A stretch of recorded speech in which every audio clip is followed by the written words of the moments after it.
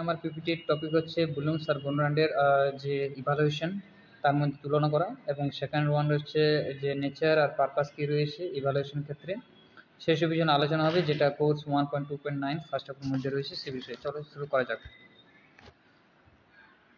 তো আমরা প্রথমে জানবো যে ব্লুমসের কনসেপ্ট কী রয়েছে ইভালুয়েশন নিয়ে। বেঞ্জামিন এস ব্লুম 1956 সালে একটি ধারণা দেন। তিনি বলেন যে ইভালুয়েশন একটা সিস্টেমেটিক প্রসেস। আমরা পরবর্তীকালে দেখব যে ব্লুমসের যে মডেলটা রয়েছে সেখানে কিভাবে এই সিস্টেমেটিক প্রসেসটাকে ব্যাখ্যা করেছেন। পরবর্তীকালে রয়েছে ফোকাস অন বিহেভিয়ারাল চেঞ্জেস, কী কী আচরণগত পরিবর্তন হয় সেসব বিষয়ে তিনি বেশি নজর দিয়েছেন বা বেশি ফোকাস করেছেন। এছাড়া এখানে তিনটি ডোমেনের কথা উল্লেখ আছে। একটা হচ্ছে কগনিটিভ ডোমেন, যেখানে রিমেম্বারিং, আন্ডারস্ট্যান্ডিং ওগুলো রয়েছে। এফেক্টিভ আর সাইকোমোটর ডোমেন রয়েছে। ব্লুমসের যে ট্রায়াঙ্গুলার মডেল, সেখানে এফেক্টিভ লার্নিংয়ের জন্য সাধারণত তিনি তিনটি কম্পোনেন্টের কথা বলেছেন, যেটি প্রথমত রয়েছে এডুকেশনাল অবজেক্টিভ, অর্থাৎ কোনো ক্লাসে শিক্ষক মহাশয় পাঠদানের আগে যে সমস্ত লক্ষ্য নির্ণয় করেন, যে পাঠদানের শেষে শিক্ষার্থীরা কি বুঝতে পারবে কি না বুঝতে পারবে, সেটিকেই বলা হচ্ছে এডুকেশনাল অবজেক্টিভ। সেকেন্ড নম্বর হচ্ছে লার্নিং এক্সপিরিয়েন্স, অর্থাৎ ওই যে এডুকেশনাল অবজেক্টিভে যে লক্ষ্যগুলো আগেই অনুমান করলো, সেই লক্ষ্যগুলোর পূরণের জন্য শিক্ষক মহাশয় কী কী অ্যাক্টিভিটিস, সেটাই ডেমনস্ট্রেশন মেথড হতে পারে, বা ল্যাব বেসড অ্যাক্টিভিটি হতে পারে বা ডিবেটিং হতে পারে, যে কোনো বিষয়ের দ্বারা যে অ্যাক্টিভিটিগুলো দ্বারা ওই শিক্ষার্থীদের লক্ষ্য পূরণে সাহায্য করবে এমন অ্যাক্টিভিটি, সেটি লার্নিং এক্সপিরিয়েন্সের মধ্যে পড়ছে। তারপর হচ্ছে এভিডেন্স, না কি মেথড ইউজ করা হচ্ছে স্টুডেন্টদের ওই অ্যাচিভমেন্ট করার জন্য, ওই যে লক্ষ্যগুলো রয়েছে সেগুলো অ্যাচিভমেন্ট করার জন্য কি মেথড রয়েছে। এছাড়া শেষে তারা কতটা বুঝতে পেরেছে তা নির্ণয় করা হচ্ছে এই ব্লুমসের ট্রায়াঙ্গুলার মডেলের দ্বারা। বিপরীত ক্রমে যে বর্নল্যান্ডের কনসেপ্ট, তিনি সাধারণত কোয়ালিটেটিভ জাজমেন্টের কথা বলেছেন। তিনি বলেছেন যে স্টুডেন্টদের অ্যাটিটিউড কেমন, স্টুডেন্টদের পার্টিসিপেশন কেমন, তাদের দৃষ্টিভঙ্গি কেমন রয়েছে শিক্ষার প্রতি। এছাড়া ডিসিশন মেকিং উপর বেশি তিনি জোর দিয়েছেন না, যখন মূল্যায়ন হয়ে যাবে তারপর শিক্ষক কি পদক্ষেপ নেবেন শিক্ষার্থীদের যারা দুর্বল ছাত্রছাত্রী তাদের ক্ষেত্রে। তিনি রিমেডিয়াল ক্লাস নেবেন না নতুন করে আবার পাঠ রচনা করবেন, না অন্য অ্যাক্টিভিটি সিলেক্ট করবেন, সেসব বিষয়ে ডিসিশন মেকিংয়ে ফোকাস রয়েছে এখানে।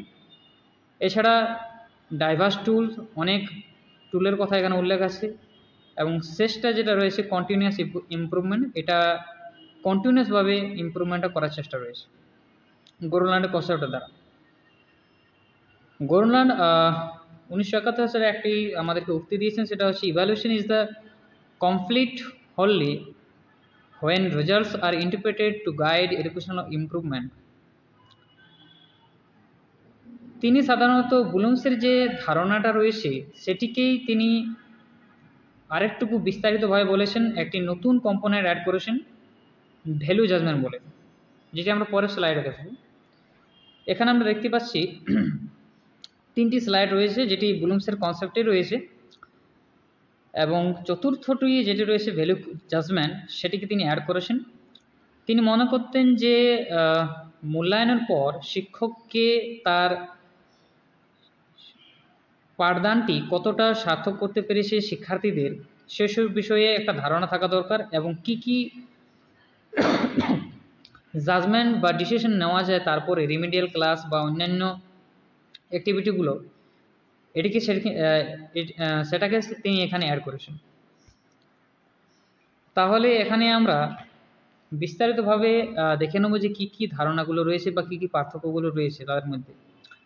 ফার্স্ট রয়েছে ব্লুমসের যে কনসেপ্ট, সেখানে রয়েছে বিহেভিয়ারিয়াল আর অবজেক্টিভ ফোকাসড, মানে আচরণগত আর একটা লক্ষ্য পূরণের জন্য সাধারণত ব্লুমসের কনসেপ্টটা প্রকৃতির রয়েছে।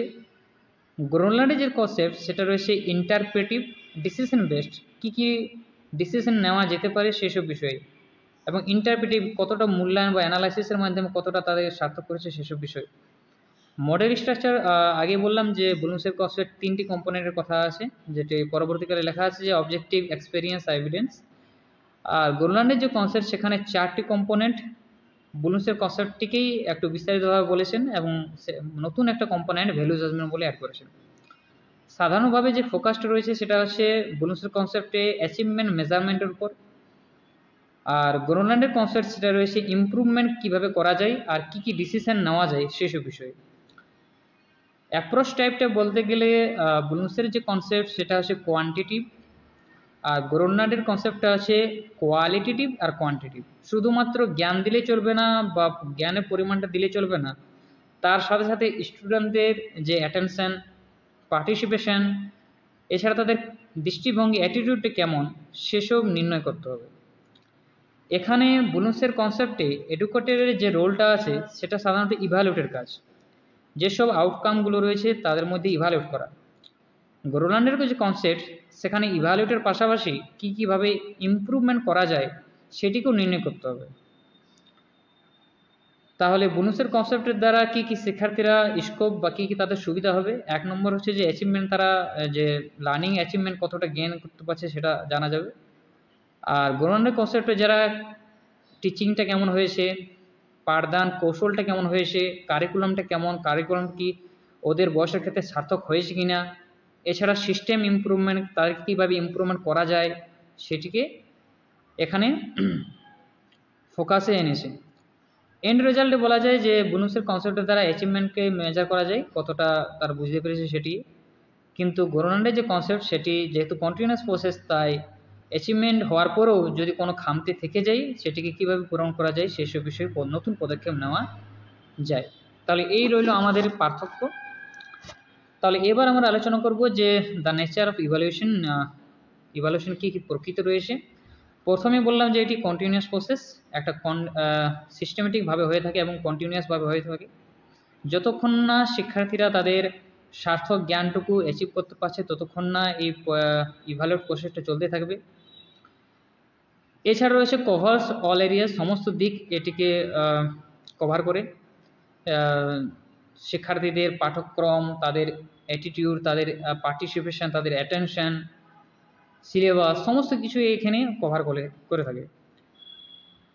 এটি রয়েছে ইমপ্রুভমেন্ট ওরিয়েন্টেড, অর্থাৎ ইভ্যালুয়েশনের দ্বারা আমরা বুঝতে পারি যে কী কী ইমপ্রুভমেন্ট করা দরকার বা করা যায়।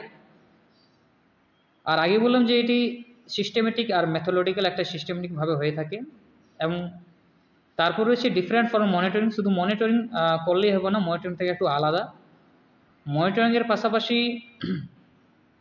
ডিসিশন নেওয়া যে কীভাবে সেটিকে আরও উন্নত করা যায়, একটা বেটার পজিশনে নিয়ে আসা যায় সেসব বিষয়ে ডিসিশন নেওয়া ইভ্যালুয়েশনের একটা বড় প্রকৃতি। এছাড়া তুলনামূলকভাবে যে ইভ্যালুয়েশনের যে টেকনিক বা প্রসেসটা রয়েছে একটু সফিস্টিকেটেড আর কমপ্লেক্স রয়েছে, জটিল প্রক্রিয়ায় তুলনামূলকভাবে। এছাড়া বিভিন্ন দিক অপারেটস মাল্টিপল লেভেল এখানে অপারেট করে, যে শিক্ষার্থীর যে অংশগ্রহণ বা শিক্ষকের অংশগ্রহণ, শিক্ষকের পাঠ কৌশল, সমস্ত দিকেই কোথায় খামতি রয়েছে সমস্ত দিকেই এখানে কভার করে থাকে। এছাড়া এটি অ্যাসেসমেন্ট থেকে একটুকু কিছুটা আলাদা বা কিছুটা বড় বলতে পারি, অ্যাসেসমেন্ট থেকে ব্রডার দেন অ্যাসেসমেন্ট।